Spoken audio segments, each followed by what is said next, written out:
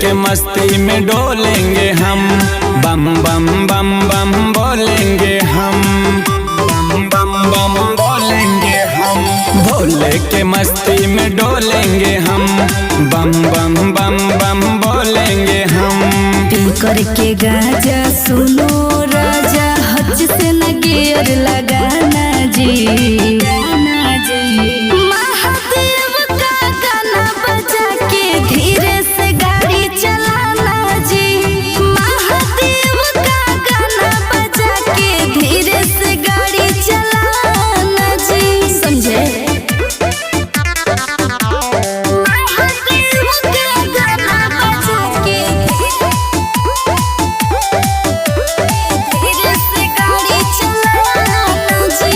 धीरे धीरे आगे बढ़ना है, सुइया पहाड़ पार करना है, सुइया पहाड़ पार करना है।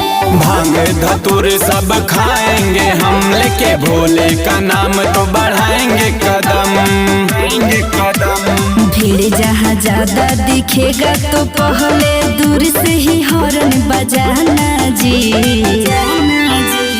भोले बाबा का गाना बजा के, भोले बाबा का गाना बजा के धीरे से गाड़ी चलाना जी।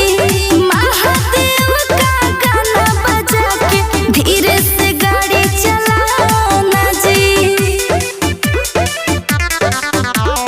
महादेव का गाना बजा के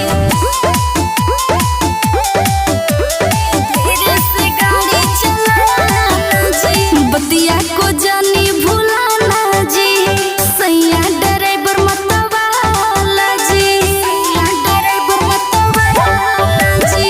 धीरे धीरे हम जाएंगे, कांधे पे कांवड़ उठाएंगे, आएंगे।